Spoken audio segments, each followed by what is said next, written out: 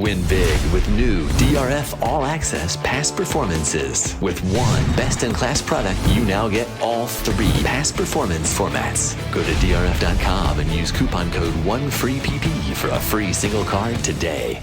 Dan Illman, Mike Beer taking a look at race number 8 at Keeneland on opening day Friday. It's the Grade 2 $350,000 Jessamine going a mile and a 16th on the turf for 2-year-old fillies, potentially a prep for the Breeders' Cup Juvenile Fillies turf.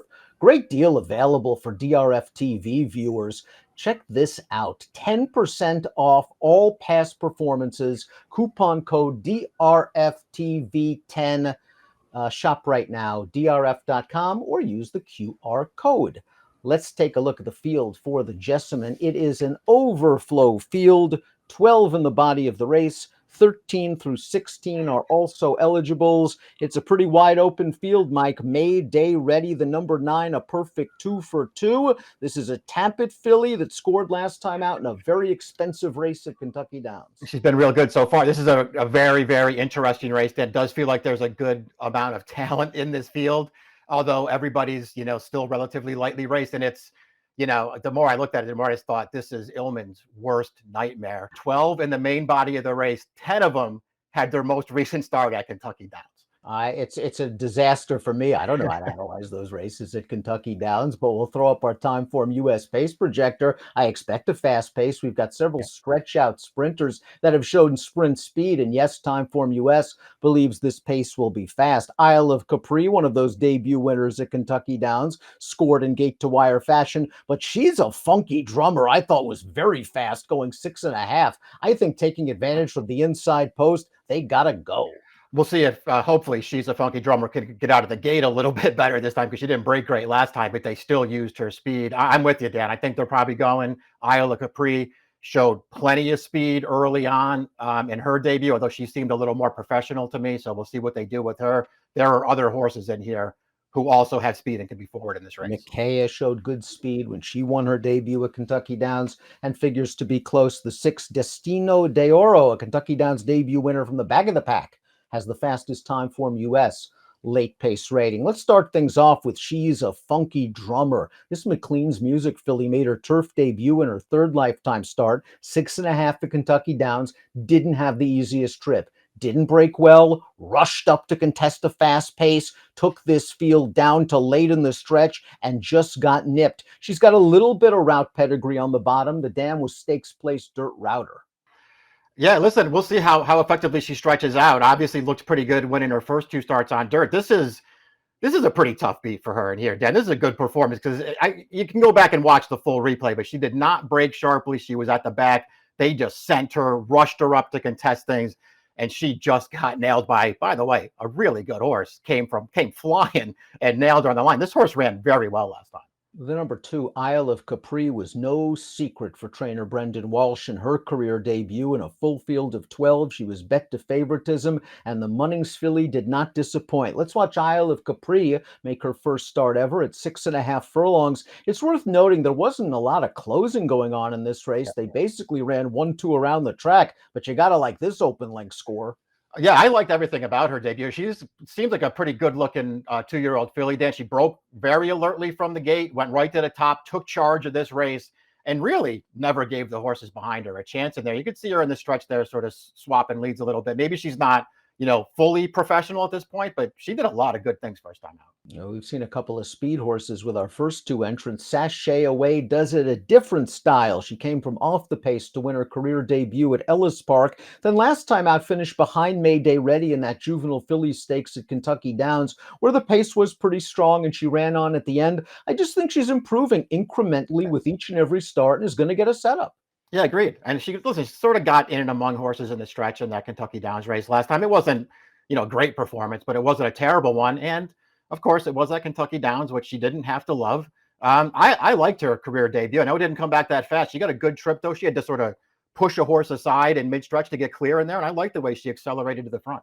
Something about her did some good things in her turf debut. Two starts back at Ellis Park. She had to overcome the far outside post position 12, and she was pretty game in the stretch after a prolonged battle. They ran her in the juvenile filly stakes, and she was up close to that pretty fast pace before tiring. I think she could work out a good mid-pack trip here. I wish she had a little bit more of an explosive turn of foot. I'm gonna agree with you on that. I have no problem really with her debut. Tough post in there. She worked really hard though and dug in and got the job done there. Listen, I didn't love her race last time. I'm sort of conflicted about what kind of trip I think she can get in here because I'm not really sure what her real running style is, Dan. But listen, she's a big price in here. I'm not going to knock her. I just prefer other horses. Micaiah, the number 5, goes out for Jimmy DeVito, who is a wizard with first-time starters, and he scored with Micaiah, had her ready to roll in this race. 6.5 furlongs at Kentucky Downs. The Liam's Map filly showed big speed from the start, carved out some legitimate fractions, and there was no one threatening her late.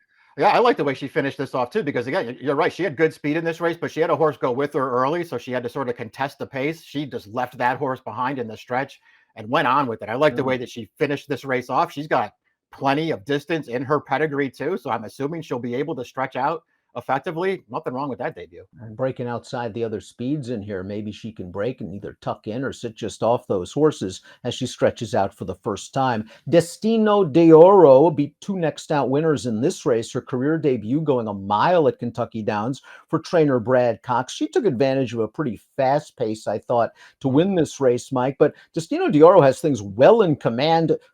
Pretty much from mid-stretch on, and again, a very professional victory for a filly that should get the right race flow and going out for top connections. Yeah, she looked really good in here. You're right though. There was plenty of pace in front of her in this race, but Pratt just sort of sat wide with her, moved up around the turn. You saw how easily she finished that race off. I mean, that was a pretty compelling debut. I thought even with a really good trip, maybe she gets another good trip here.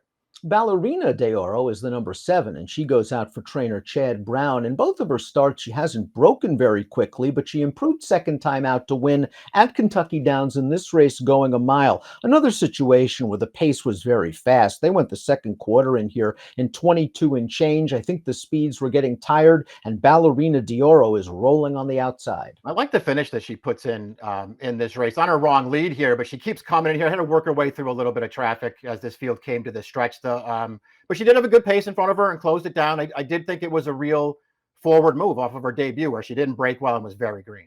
May Day Ready is the number 8. She pulled off a 25-1 upset in her career debut at Saratoga. Ran pretty well that day, 3 wide bid at half mile from home, held off a more experienced closer, and then showed up in the juvenile fillies, the race we talked about before that had a fast pace, and she did it again for Frankie Dettori, proving that debut run was no fluke at all. And May Day Ready wins fairly comfortably. Yeah, this is a good performance. You're right.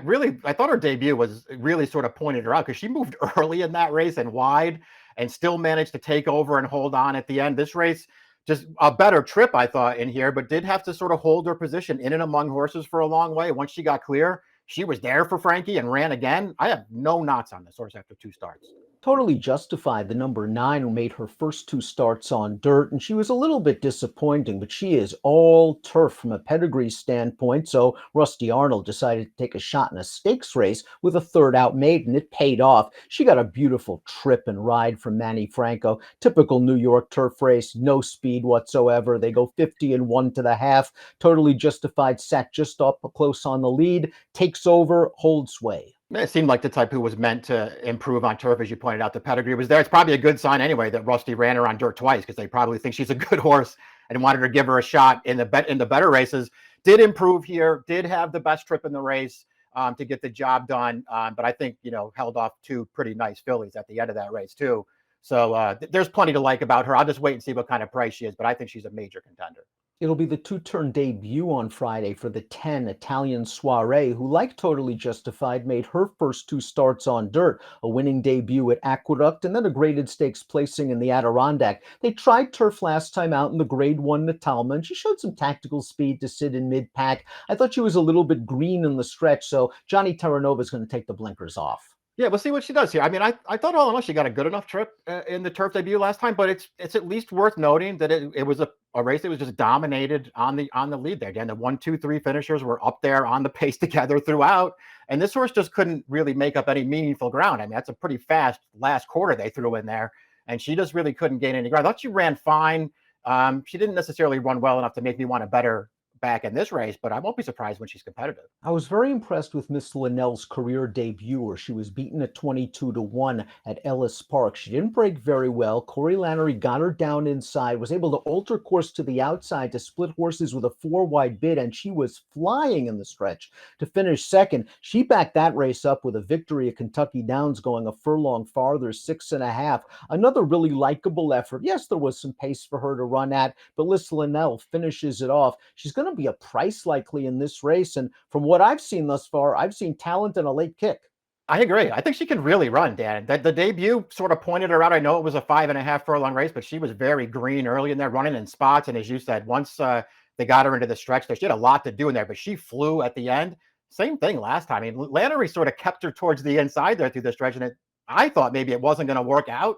He had to alter all the way to the outside. She still kicked like that at the end. I think she's all right, going to be a price. Graham Motion hasn't had a lot of luck with the 12 Coretto. He wanted to run her in the Salima at Laurel Park on Saturday, but that race was washed off. He wanted to run her in the Miss Grillo on Sunday. That race was washed off. Well, here she is, and she draws post position 12. But she looked good in her debut, and considering this pedigree by English Channel and a full sister to Millionaire Spooky Channel, she probably has no business winning her career debut, but she does so, and she does so gamely. Yeah, I thought this was a really promising debut. Got forward in here. The runner up there was another first-time starter for Maker. That horse really ran too. They put distance on the rest of that field, and Coretto was just better at the end. It sort of overpowered that horse. Really liked her debut. I'll be interested to see if Motion, I think they rescheduled that Miss Grillo for Sunday. That should be drawn soon. So maybe they'll re-enter her there looking for a better post. But if she runs here, I have to use her, Dan. I don't love post 12. Her debut was very good. 13 through 16 are also eligibles. Of the 4 alsos, I like the 15 Virgin Colada the best. She was second as the odds-on favorite to Totally Justified in the P.G. Johnson, but she was likely pace compromised in that spot.